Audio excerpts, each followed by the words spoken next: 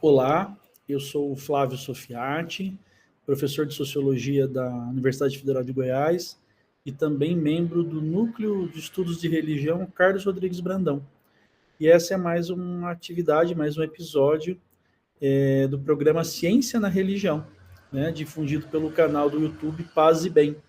A gente aproveita esse espaço para trazer um pouco de elementos científicos para entender a realidade social das religiões. Eu, especificamente, principalmente do ponto de vista da sociologia da religião, das ciências sociais da religião, tento trazer aqui alguns temas, algumas questões que me parecem pertinentes de serem debatidas para a gente entender um pouco como anda a religião no Brasil. Hoje, a minha pergunta, e eu vou tentar responder ela a partir da sociologia, é essa. A Igreja Católica está perdendo espaço na sociedade brasileira? Essa é uma pergunta que muitas vezes me fazem, e eu vou trazer aqui uma leitura, né, de como tentar responder essa questão. Primeira coisa é importante considerar que nós estamos falando de uma instituição religiosa que é uma das maiores do mundo. Vejam bem, as últimas pesquisas apontam para 1,1 bilhões de adeptos ao catolicismo no mundo. São 2,2 bilhões de cristãos, então 50%, né, da população mundial cristã é católica.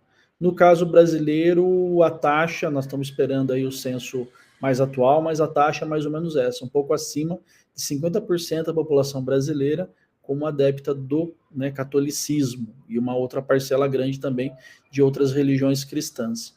Mas olha que interessante, né? Esse 1,1 bilhão de adeptos no mundo, 75% está fora da Europa, que é onde originou-se, né, a Igreja Católica, onde a gente tem até hoje o Vaticano, que é o centro, né, de organização dessa igreja, dessa religião. A maior concentração, sabe onde é que está? Está nas Américas, na África, né, na África, principalmente a região ali subsaariana, mas nas Américas. Então, por exemplo, no Brasil são mais de 125, né, milhões de católicos hoje no Brasil, mas esse é um número ainda que precisa ser atualizado. A gente só está esperando os dados novos do censo chegarem para a gente saber exatamente qual é essa população. Mas é uma população ainda enorme no Brasil, como eu disse aí, uma taxa acima dos 50%, mais da metade da população brasileira que se declara católica ainda hoje, né? Mas tem se falado num declínio, e de fato esse declínio a gente observou no último censo, que foi o de 2010, onde a gente teve aumento, né, em números, né, absolutos de católicos, mas uma redução na porcentagem. Essa redução vem acontecendo desde o censo dos anos 90. Então nós tivemos os 3 últimos censos que mostram, né, essa redução do número, né, percentual, vamos dizer assim, de católicos no Brasil, né? Dos anos 90 para os anos 2000, dos anos 2000 para 2010 e agora 2010, né, que foi o último censo, estamos esperando o atual, que provavelmente sai agora nos próximos meses ainda, em 2024 nós esperamos. Esse declínio, enfim, o principal argumento dessa diminuição de católicos no contexto brasileiro diz respeito à concorrência, né? Você tem o aumento da concorrência no mercado de bens de salvação. Em geral, quando você tem concorrência, a instituição que mais perde é a instituição que representa a tradição da sociedade.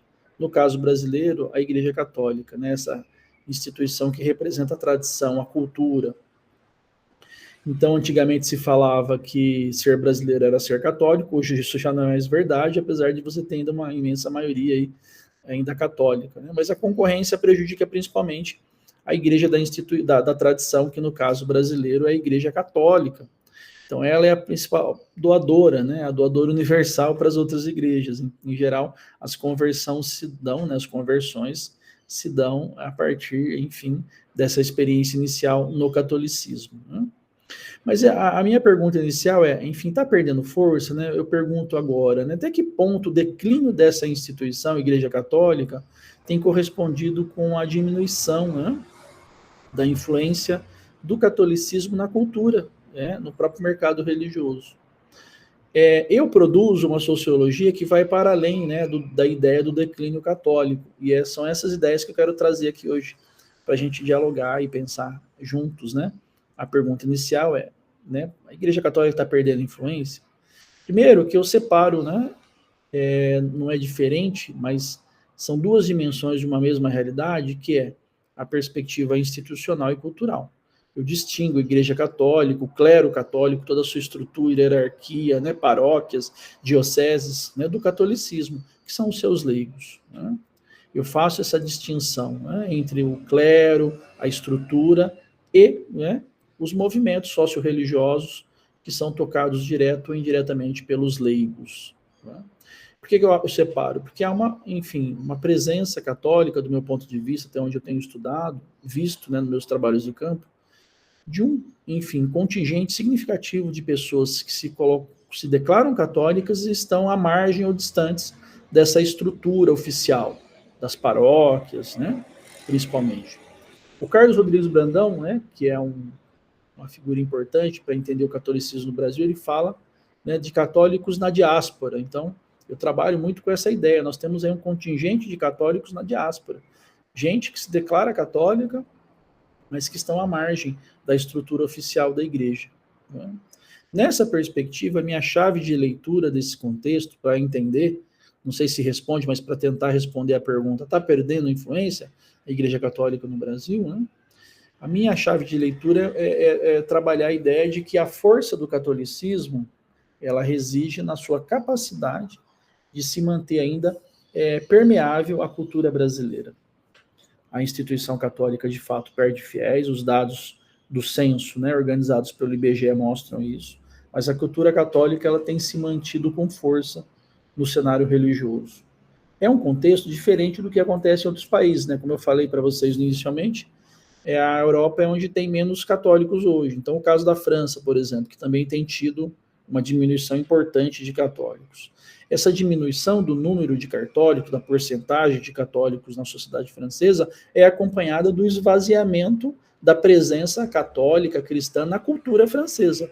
Nós não identificamos isso aqui no caso brasileiro, né? O Marcelo Camurça, que é um outro nome importante aí dos estudos de religião, vai falar, né, num processo de enculturação, ou seja, você tem a diminuição da porcentagem de pessoas que se declaram católicas, mas você tem ainda uma força, né, significativa da cultura católica, né, do catolicismo na cultura do brasileiro. Tanto é que as mudanças no campo religioso são mudanças que não significaram mudanças do perfil religioso brasileiro, ou seja, o perfil religioso brasileiro continua predominantemente cristão. A gente não teve mudança de matriz. A gente teve, sim, um incremento na diversificação do próprio cristianismo, a partir principalmente das igrejas evangélicas, né, que fundaram igrejas autônomas, até mesmo do campo aí de pessoas que se declaram sem religião, mas que também, né, se identificam com elementos do cristianismo. Né? Então, o que você tem no cenário atual é uma instituição que está muito diversificada internamente, né, onde há uma possibilidade, inclusive maior, né, de autonomia do próprio fiel, das pessoas que atuam no interior da Igreja Católica.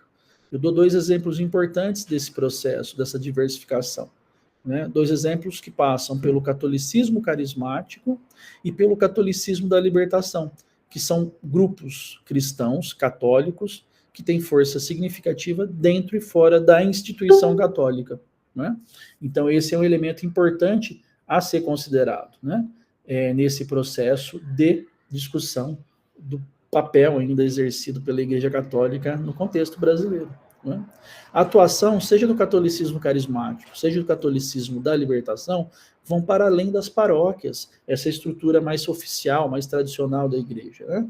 O catolicismo carismático permeado nas suas comunidades de vida e aliança, e o catolicismo da libertação que vai para além das pastorais sociais, com atuação, né, nos movimentos socio-religiosos, né, enfim, sociais e eclesiais, dentro e fora da igreja. Então, é importante considerar esses dois movimentos, não são os únicos, mas como duas experiências importantes hoje do catolicismo brasileiro, que mostra, enfim, essa presença ainda significativa do catolicismo na sociedade brasileira. Isso se dá, né, porque, enfim, a instituição católica ela ainda é muito, vamos dizer assim, amarrada, né? Por exemplo, a figura do padre, a centralidade da figura do padre nas iniciativas, na legitimação das ações internamente à igreja, né? Isso cria uma relação disfuncional com a cultura moderna, que tem sido marcada cada vez mais por iniciativas individuais, né? Então, você tem, nesse processo, uma crise da autoridade do padre, da autoridade da figura religiosa, né? Isso afeta também o próprio catolicismo, uma crise da autoridade simbólica, né? E também o próprio gosto, né? A própria possibilidade cada vez maior de experimentar, de, inclusive, ter outras experiências religiosas para além da religião de origem, né, da herança familiar. Né? Nesse processo, o que você tem é um enfraquecimento dos vínculos. Né? Então, a igreja corre o risco, inclusive, a igreja católica, né, de se tornar uma religião de consumidores de bens de salvação, né? Em busca de um salvador, né? Mas, enfim, com grupos de pessoas relativamente isoladas, né? Com vínculos muito fluidos entre si, no contexto do interior da própria instituição. Né? Então, você tem hoje um cenário de uma estrutura ainda muito centralizadora da instituição, uma lógica na sua base de diversificação interna, né, que está permeada no contexto das paróquias, mas que vão para além do próprio contexto das paróquias. Né? Eu tenho falado, inclusive, com a ajuda de outros autores, por exemplo, Brenda Carranza, numa lógica de pertencimento negociado. Né? Isso eu vejo, por exemplo, nos meus estudos sobre a juventude católica. Quando eu olho para a juventude católica institucionalizada, eu vejo, inclusive, nela essa lógica de negociação da pertença, do pertencimento dela com a instituição. Então, de fato, o que eu entendo, o que eu vejo nos meus estudos, no meu trabalho de campo, é que a Igreja Católica, a instituição, ela perdeu a sua capacidade de submeter uma regra unificadora aos católicos. Mas isso não é só para a Igreja Católica, né? A religião em geral perdeu essa capacidade, o catolicismo também. Né? Então você tem uma dispersão, né? Um processo de empoderamento e autonomia relativa dos indivíduos nas suas decisões, naquilo que diz respeito à sua fé, à sua crença. Né? Então isso também acaba influenciando demais no processo das afiliações tradicionais. Né? Há um processo de deteriorização da pertença, né? Um processo de desfiliação, né? Onde se prioriza cada vez mais laços de experiência, laços experimentais. Então, tudo isso também afeta o contexto, né, da capacidade de articulação da instituição, não só católica, mas eu estou falando aqui predominantemente do contexto católico. Né? Isso possibilita, por exemplo, no caso brasileiro, isso pode ser identificado em muitas pesquisas, em trabalhos de campo, as duplas ou as múltiplas filiações. A mais clássica, no caso brasileiro, é o católico espírita. Por mais que o padre vá lá na missa e reclame, né, do espírita, você tem, nesse contexto histórico do Brasil, pessoas com essa dupla filiação. Mas tem também católicos e seguidores de terreiro, pessoas que são vinculadas a religiões de matriz africana. Eu já encontrei no campo, com os meus estudantes, por exemplo, pessoas que são da Seixonoye, como um estudo, né, do João Paulo Silveira, uma tese que ele escreveu sobre isso, que a pessoa é vinculada a Seixonoye, mas não abandonou a sua filiação ao catolicismo. Então, isso demonstra também essa força do catolicismo na cultura brasileira e permite que as pessoas acessem outras possibilidades religiosas sem abrir mão, de fato, do vínculo formal ou da filiação com o catolicismo. Isso tem um lado bom, né, que mantém a pessoa vinculada à instituição, mas o lado ruim é que ela, enfim, vai ter laços cada vez mais frouxos, né, menos fixos com a igreja. Duas forças contemporâneas são importantes nesse processo, então, né?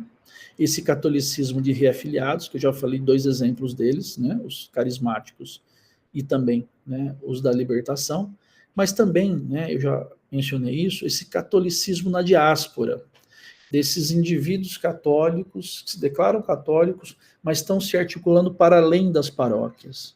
Me parece importante considerar isso. Evidentemente que muitas vezes isso está muito misturado, né? Esse católico na diáspora, ele tem um vínculo com alguma tendência católica, né? O catolicismo, como eu falei para vocês hoje, ele está muito diversificado no contexto brasileiro, né? Mas é importante também considerar, né, com relação ao papel do catolicismo, da Igreja Católica, essa figura desses indivíduos, desses fiéis, dessas pessoas que se declaram católicas, mas que não estão inseridas, né, institucionalmente, de forma incisiva na estrutura católica, ou seja, esses fiéis que vão para além da própria hierarquia do clero. Eu queria falar de uma experiência contemporânea importante, né, nesse processo, que evidencia ainda um papel significativo do catolicismo no contexto mundial e também brasileiro, que diz respeito à proposta atual do Papa Francisco, né, da economia de Francisco, que aqui no Brasil chama economia de Francisco e Clara, né?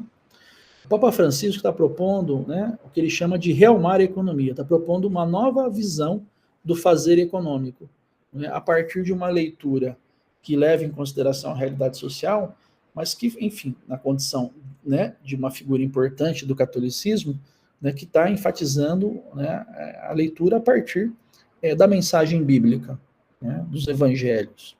E o Papa Francisco, ele faz isso numa perspectiva de convocar as pessoas a se repensarem enquanto sujeitos econômicos. Muitas vezes, quando a gente fala em economia, a gente pensa em algo assim muito específico, né? Onde só os especialistas sabem declarar, falar sobre economia. Mas todos nós somos sujeitos econômicos. E o que o Papa Francisco está propondo na economia de Francisco é de se pensar, enfim, né, uma economia que vá para além da economia que, né, enfim, degrada o ambiente, que vá para além da economia que explore. Na essência, ele recupera, né, aquilo que é elementar dos evangelhos, do projeto de Jesus Cristo, para propor uma economia da solidariedade, da cooperação, né, uma economia da comunidade. Aqui no Brasil, por exemplo, né, por que eu estou trazendo esse tema? Porque aqui no Brasil é um exemplo desse catolicismo na diáspora, né? Aqui no Brasil essa mensagem foi recebida primeiramente por um grupo, né, que organizou uma articulação brasileira pela economia de Francisco e Clara.